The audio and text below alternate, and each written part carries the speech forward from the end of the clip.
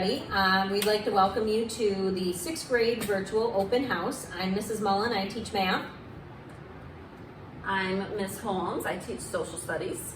And I'm Mr. Trumbull, I teach language arts. I'm Mrs. Faulkner, I teach science. Now that we've introduced ourselves to you, we just want to say that it's a pleasure. It's been a pleasure meeting your children over this first month of school. We know that this is a very unique year. Unprecedented is the word that keeps coming up. Your kids are being asked to learn in new ways. The teachers here were being asked to teach in new ways. So we want to give you some information on what is expected of your kids and how each of us might be doing things a little differently. So the kids are learning that, and hopefully they'll share some information with you. And if not, you can ask us whatever you need to. 6th grade is extremely different from anything your child has ever experienced before. And especially, like Mr. Trumbull said, with this unprecedented year, it's even more different. Your child is going from only having 2 teachers to having 4 core teachers with 4 different expectations, 4 different classroom management styles, and all of this is just to help prepare them for when they go across the street and they go from 4 expectations in 6th grade to they have 7, 8, or 9 different teachers in the middle school and high school moving forward. The biggest piece of 6th grade that is different is the level of responsibility that is placed on your child. They are old enough now to make decisions about how they use their time when they complete their work. They are at the age where it is their choice and their responsibility. They definitely will need our help and guidance, as well as your help and your guidance along the way. We will make sure to touch base with your kids and move them along while they're here in school. And we have our office hours available during the day so that if anybody needs to have a conversation with us, we didn't understand to do this, could you explain this again? Right now that's being very underutilized by students. I have often students that pop in just to visit with me, but not to ask me any mathematical questions. And then I'm getting responses from work saying that, well, I didn't know how to do this. Well, you didn't come into office hours and ask me either. So they need to be responsible for their time and their learning. But responsibility is the big piece that's different in 6th grade. And what I hear Mrs. Mullen saying along with that is that the students are going to need to become very familiar with the different digital resources. Each one of the 6th grade teachers, we all have a Google Classroom. It is very important that the students each day are going and checking in on those Google Classrooms. A message that we want to make sure that's very clear to all students and families is that while the students are only here in school physically 2 days a week and they're spending 5 days at home, it is not a 5-day weekend. It is, in fact, I know for me, I'm putting out 4 lessons every single week. I'm putting out 4 video lessons. There are 4 live streams that the kids can join. And it is very important that as a group, the entire 6th grade, that school is not just the 2 days that they are here. School is happening every day of the week, just like it always has. And just like Mr. Trumbull's putting out 4 live streams every week, some of us are sending home, the kids will be with us 2 days, and we're sending enough work home to last them through those days. And it's a huge organizational piece where they can decide to do all of that work on one day, or they can spread it out as many days as they want, just as long as they're accomplishing that work and getting it back to the teachers. So this is a challenge because each student now, instead of having 2 teachers like they did in 5th grade, they now have 4 teachers who each do things in their own unique ways. And so it's a learning experience for the kids, learning how we do things, and it's adjustment for them. And of course, this being the year that it is, it's a big adjustment for them. A huge part of 6th grade not only is responsibility, but it's the organizational piece, is learning to organize now as a 4-unit piece before they get over to the high school where it's a much larger piece. They have a lot more travel time in between classes. if this COVID ever ends. So it's learning to organize your materials, organize your workspace at home, organizing your time to be able to accomplish the tasks that are given to you. And as Ms. Holmes said, they will get their work when they're here at school and get their other work to do at home. And they may be able to get it all done in one day, but we don't want you to do that if you're just rushing to finish it so you have the next 3 days with nothing to do. It should be quality work and it should be done correctly. And some of us are asking you to upload that work on your Chromebook or your phone or whatever you're using to take pictures or to do the work on the computer and then upload it. Don't just hit that submit button and return the same sheets that we put on the computer to us. We want your work. So we've had a lot of students who are doing that. They're just submitting nothing to us. And whether it's because they want their parents to see that the work is done or they don't realize they're not uploading the work, they know what they're doing. There are videos that we've put on how to upload work. There are videos we've tried to show them how to get into Google Classroom and what they need to do. So if they need help, as Mrs. Mullen was saying, we have Google Meets, we have office hours set up at different times of the day. Every teacher is available every single day. So if they need help, they need to come ask us. And as she said, I haven't had many people come other than to kind of sit and chat. So there's no reason that people shouldn't be asking for help if they need help. So while there's a lot of things that are different this year, just being in 6th grade and also dealing with the coronavirus pandemic, there's still a lot of things that are just the same as they've always been. The students are still receiving instruction from all 4 of us every single day here in class. Classes are regularly 42 minutes long. So when the teachers come into the rooms, the teachers are actually traveling this year to the rooms. The students are not moving like they had in years past. Instead, the teachers were coming into where the students are. And so we have 42 minutes with your children each and every day. So when we come in, I know for me, we get right to work. And we spend the entire time working as hard as we can during those 42 minutes because we need to make the most of the time we have together. Your students, just like always, they have specials. They will be going to music, art, PE every week or every other week. And the students are still expected to take care of their lockers. Students all were assigned a locker at the beginning of the year.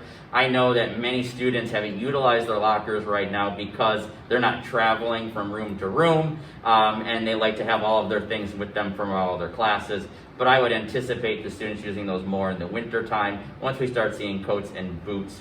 So these are things that are all still the same as they've always been. Lunches are now served right in the classroom for your children. So the cafeteria has been providing both breakfast and lunch to any of the children who would want it. So one of the overriding messages we'd like to send out to you guys, the families and to the students, is that this year you really need to make sure that you're making the most out of your digital resources because the teacher's time with you is so limited. Last year we got to spend up to 5 hours a week with the children. This year I'm only able to spend about 1 hour and 20 minutes with the children. And so it's really important that they make use of those digital resources that every single one of us has.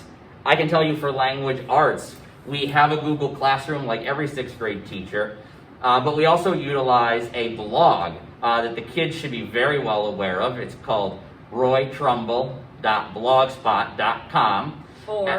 Or MissHeatherHolmes.blogspot.com. Now watch during the video. I'm going to have that go across the screen. Are you? Yeah. I do not have a blog spot. Neither do I. I'm going to put that in the video too. So Humanities has the blog spots. Yes. STEM does not. Yes. These ladies always taking me off topic. So I utilize a blog so that way the kids can see the full lesson. Parents, families, you guys can also see the lessons right at home. You don't need to log into anything to see them. You can see the lesson from any smartphone, computer, tablet, Chromebook. You guys can get onto the blog and be able to learn from anywhere. Additionally, in language arts, we have our own YouTube channel because we do put out a video. I record my first lesson every single day. So block 1 is recorded and then that video is uploaded by the end of the day. So the kids, one option they have to watch the daily lesson is just go to YouTube and watch the lesson. Another option that they have as far as utilizing the digital resources to come to class is that I do a live stream every block 1 as well. So the kids can join me in a live Google Meet. They have their own spot right in the classroom, and then they can attend class live and be with us during block 1 so they can hear all of the conversations and they can be part of the actual lesson. So these are just some of the digital resources that the students really need to make sure that they are utilizing this year. I know for Mrs. Faulkner and myself, we upload videos. We aren't live yet. I don't think Miss Holmes is live yet either. That's not our strength yet. But we do upload all of our lessons. Sometimes it might be in front of a class. I know I often will do it when there's nobody in the room to distract me, and I am showing examples using the ladybug to help me so that you can see how I go through the process of solving a particular problem. You need to make sure that you are watching those lessons. It's not enough just to get on and do the assignments and say, okay, good enough. You actually need to be able to view the lesson that goes along with the assignment so that you make sure that you're doing the assignments correctly. Yeah, same thing with me. I usually videotape myself discussing the lesson and topic, and sometimes the notes that the students are going to get. In students, it's not like when you have a textbook in front of you. You can't look at questions and go search for the answer. You should be watching the lesson, reading the instructions, and then going to the work that you need to do. You can't just find the answer somewhere out of the air. You're not going to pick it like off an apple tree. You really, really need to watch the videos, read the instructions thoroughly, and then do the assignment. We can kind of tell who is and isn't watching the actual lessons, because when I get a message stating that I don't understand the assignment, well, I know for a fact that the lesson, videotape lesson, will address all of those questions. In order to fully get your educational experience and learn what you need to, you have to watch the lessons in the videos. Whereas you would normally be sitting in class and getting a lesson, you can't just sit home and do the work. You have to actually, in order to get the best educational experience in the virtual realm, you need to make sure that you're watching the lessons and learning those lessons before you attempt to do the work, which is how it would have been done had we been in person. So I have the privilege of showing you some of those digital resources that we just spoke about. You can see here on the smart board behind me, this is my Google Classroom. Every teacher has one of these Google Classrooms. It's very easy to understand. At the top of each child's Google Classroom, they have this stream, and this is where teachers post their daily posts, their daily assignments. Here you can see mine. I post a daily assignment every single day. I let the kids know what we're going to be working on. I tell them to go to the blog for the full lesson. I also post any pertinent videos here. All of the teachers do the same thing. Every day your child needs to go to their Google Classroom and check out the lesson for that day. The teacher will always have directions, and this is where it's really important that the kids are reading carefully, because all the information is going to be right in here, including any assignments that are coming up.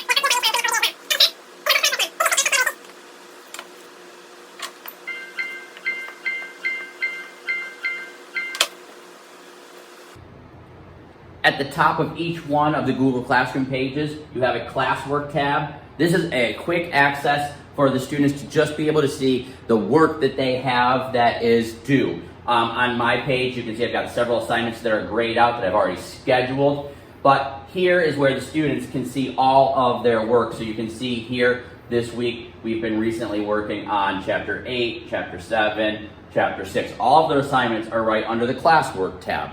And this is where it's really important that kids understand that it's not enough to just go to the Classwork tab, hit an assignment, and do the assignment. The students won't be able to do the Chapter 8 reading guide and the Chapter 8 quiz unless they go on to Mr. Trumbull's blog and participate in the lesson. And as you saw me say earlier, they can watch the lesson either live, they can come to us right in the classroom and join the live stream. And if they want to do that right in the Google Classroom, the live stream, right under the stream, all the kids know all they have to do is click on the Meet link. Every teacher has a Meet link. When this link is activated, the kids just click on it, and automatically they are in the classroom with their teachers, either for a one-on-one meeting, a small group meeting, or when I do my live stream, for a live class that starts every day around 9:15 and it goes until around 10:10. So the students can join me right from their couches, right from their kitchen tables and their desks at home, and they can be right here in the classroom even when they're not physically here in the classroom. The other way that the kids can watch at least the language arts lessons, and whenever sixth grade team has a video, an announcement that we want to put out to you, we'll put it out through our YouTube channel. Our YouTube channel can be linked right through my blog. I have it underneath the links. Many of the children know about that already.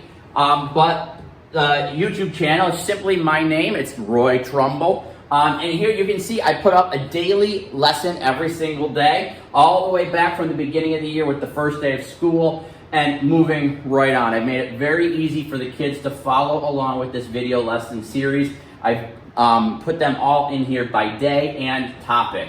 So the kids can come check out any of these videos very easily. And whenever we have fun announcements and fun videos to make, we'll be posting them here as well. Now, in addition to that, Mrs. Holmes, she also, the social studies teacher, she has a blog. Her blog is similar to mine. Here, she posts her lessons every single day. So the kids, in addition to a social studies Google Classroom, can be looking at her lessons right here on her blog. So for language arts and social studies, we present our lessons to the kids right here digitally, making it very easy for the kids to access the lessons from anywhere. And that's in addition to your normal Google Classroom. One of the last digital resources that we use, at least in language arts, is Kid Blog here. This is a great digital resource. It's part of the language arts standards. Digital communication, listening, and speaking are all parts of the language arts standards. And this is a great way for the students to practice digital communication in an academic way, in a very safe way. The only ones that have access to this are the sixth grade students and their teachers. So it's a very, very safe way for the students to engage online with each other. It's safely monitored. And here it just really gives the students a chance for some independence, some freedom with the things that they're creating. They'll have assignments that are due on here, but it's also a place for us to engage in conversations about the books that we're reading and how we respond to literature. So these are some of the digital tools that the students are going to need for language arts, for social studies, and even for math and science. It's really important that your students are very familiar with your teachers' Google Classrooms, because this is where they need to be going to be checking in every single day. We thank you very much for joining us for our sixth grade virtual open house. If there's one thing that we can say about this year that we would like to leave you with parting words, is that you will get out of this educational experience what you put into it.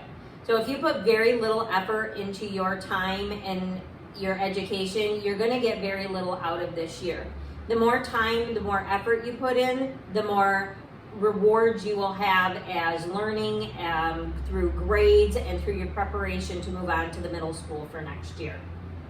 Yeah, and if you are willing to work hard, every one of your teachers we are here for you. We are willing to work hard to make your education and this year be the best year possible. So let's go forward with that goal in mind of trying to make this year, as unique as it is, make this year the best year that it can be.